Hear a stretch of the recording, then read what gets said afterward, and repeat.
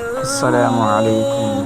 بسم اللہ الرحمن الرحیم۔ حضرت سیدنا ابو اسحاق رحمۃ اللہ علیہ فرماتے ہیں کہ ایک شخص ہماری محفل میں آیا کرتا تھا مگر اس کا آدھا چہرہ ہمیشہ چھپا رہتا تھا۔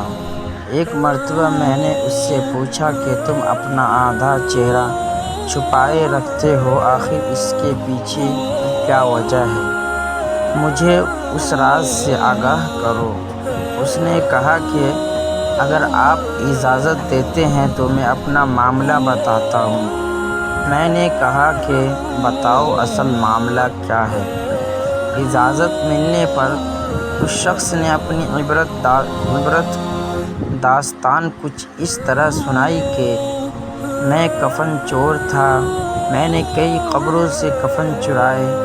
جب بھی کسی نئی قبر کے متعلق معلوم ہوتا تو فوراً وہاں پہنچ کر کفن چرا لاتا۔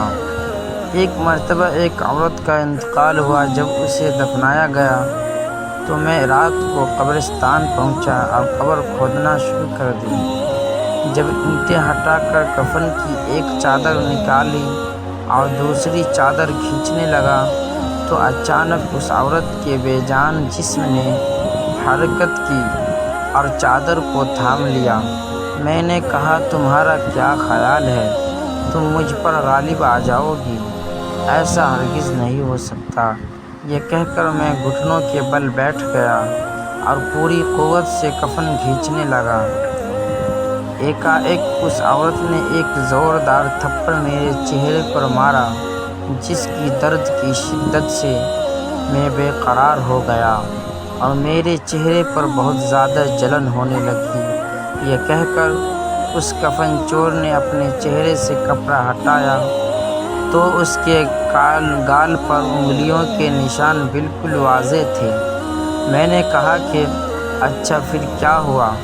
اس نے کہا پھر میں نے چادر واپس اس عورت پر ڈال دی اور جلدی قبر پر مٹی ڈال کر برابر کر دیا اور پختہ ارادہ کر لیا کہ جب تک زندہ رہوں گا کبھی بھی کفن نہیں چراؤں گا۔ اللہ میرے سابقہ گناہوں کو معاف فرمائے اور مجھے توبہ پر استقامت عطا فرمائے۔ حضرت سیدنا ابو اسحاق رحمۃ اللہ علیہ فرماتے ہیں کہ اس کفن چور کا سارا واقعہ لکھ کر میں نے حضرت سیدنا ابو عزیر رحمۃ اللہ علیہ کی طرف روانہ کیا۔